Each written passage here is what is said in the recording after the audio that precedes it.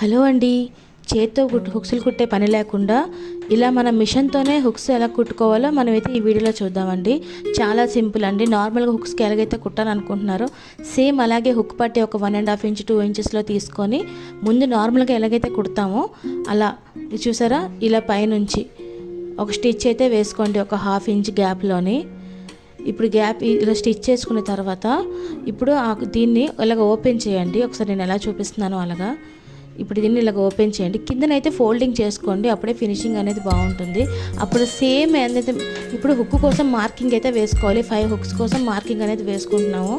ఇది నేను ఇంకా నెక్ పైది కుట్టలేదు కాబట్టి మరీ ఎడ్జ్ వరకు వేసుకోకుండా కొంచెం 1/2 ఇంచ్ దూరంలోనే పెట్టుకుంటున్నాను. ఇప్పుడు సేమ్ అలాంటి ఫ్యాబ్రిక్కి మళ్ళీ క్లాత్ తీసుకొని ఇలా వన్ సైడ్ హ్యాండ్తో ఇలా ఫోల్డింగ్ చేసి కుట్టుకోవాలి. ఇక్కడ టెక్నిక్ మొత్తం మీకు ఇక్కడే ఉంది. ఇది చాలా నీట్గా చూసుకొని అబ్జర్వ్ చేసి కుట్టుకోవాలి. సో ముందుగా మళ్ళీ ఫోల్డింగ్ చేసినట్టు ఇలానే స్టార్ట్ చేయండి. ఎక్కడైతే మార్కింగ్ వచ్చిందో, మార్కింగ్ ఎక్కడైతే వస్తుందో అక్కడ ఇప్పుడు హుక్ పెట్టుకోవడానికి సో ఇక్కడ 2-3 స్టిచెస్ వేసుకోండి. ఇప్పుడు మళ్ళీ దీన్ని తిప్పండి. ఇక్కడ స్టిచ్ రాదు, గమనించాలి. ఎందుకంటే హుక్ దూరదు. స్టిచ్ వేస్తే జస్ట్ ఒక పాదం ఒక స్టిచ్కి మనం గ్యాప్ ఇస్తున్నాం. మళ్ళీ ఇలా కుట్టుకోవాలి. నేను మీకు దీనిలోని పేపర్తో డ్రాయింగ్ కూడా వేసి చూపించాను, వీడియోని స్కిప్ చేయకండి. ఇప్పుడు ఇక్కడికి వచ్చిందా మళ్ళీ మార్కింగ్ దగ్గరికి వచ్చినప్పటికీ మళ్ళీ ఇలా తిప్పండి. తిప్పి ఒక 2-3 స్టిచెస్ వేయండి. ఇప్పుడు మళ్ళీ తిప్పండి. ఇక్కడ స్టిచ్ రాదు, ఇదే మెయిన్. స్టిచ్ రాదు, అక్కడ మనకి కొంచెం గ్యాప్ ఇస్తున్నాం పాదం ఎత్తి. మళ్ళీ ఒక 2-3 స్టిచెస్ వేయండి. మళ్ళీ మనకి మార్కింగ్ దాకా వచ్చినంత వరకు ఇంకా అదే ప్రాసెస్ అయితే అవుతుంది. అంటే ఎక్కడైతే మార్కింగ్ చేసామో అక్కడ మనకి హుక్ అనేది వస్తుంది. సో హుక్ పెట్టిన దగ్గర స్టిచ్చింగ్ కలపకూడదు. ఇంకా మీరు ఇప్పుడు కింద ఇలా స్టిచ్ అయితే కిందకి ఇదిగో చూసారా, ఇలాగా మధ్యలోనే కలపకూడదు, ఎందుకంటే కలిపితే మనకి హుక్ వెళ్దు కాబట్టి.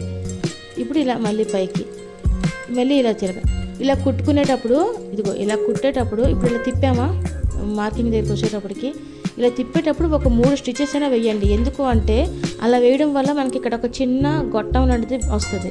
సో దానివల్ల ఏమంటే హుక్ అనేది పట్టి ఉంటుంది. మీకు అర్థమవుతుందా?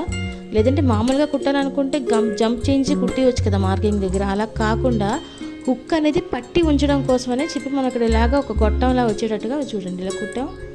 ఓకే, ఇది ఫినిష్ అయిపోయింది. ఇప్పుడు ఇదిగో ఇది మార్కింగ్.